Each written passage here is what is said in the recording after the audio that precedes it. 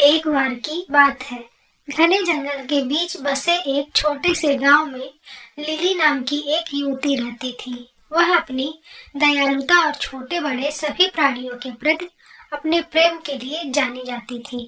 उसने अपना अधिकांश समय जंगल में भटकने, उसके रहस्यों को जानने और प्रकृति की सुंदरता को निहारने में बिताया। एक दिन जंगल में भटकते हुए लिली को एक घायल पक्षी जमीन पर पड़ा मिला।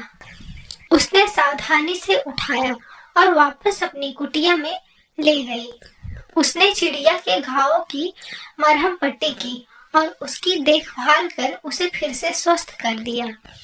दिन हफ्तों में बदल गए और पक्षी लिली की देखरेख में मजबूत और मजबूत होता गया। वह अपने दैनिक दिनचर्या के बारे में जानने के दौरान उसके कंधे पर बैठ जाती थी और वे एक दूसरे से बात करने में घंटों बिताते थे।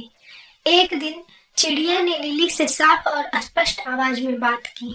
मेरी जान बचाने के लिए धन्यवाद, इसने कहा। मैं सिर्फ कोई पक्षी नहीं हूँ, मैं एक जादुई पक्षी हूँ। मेरे पास आपको 3 इच्छाएं देने की शक्ति है।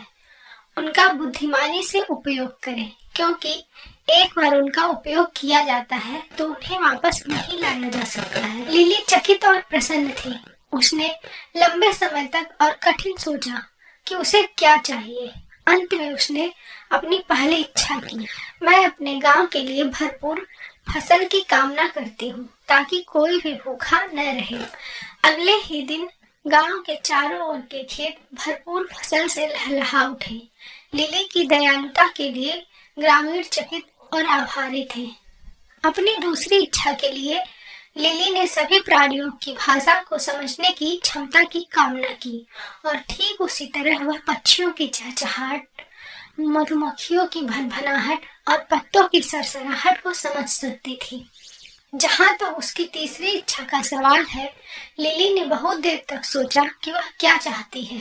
अंत में उसने अपनी इच्छा व्यक्त की। मैं हमेशा प्यार और खुशी से घिरे रहना चाहती हूँ। और ऐसा ही था। लिली ने अपना शेष जीवन प्रेम और प्रसन्नता से घिरा हुआ बिताया। उसने जंगल का पता लगाना और जरूरतमंद लोगों की मदद करना जारी रखा।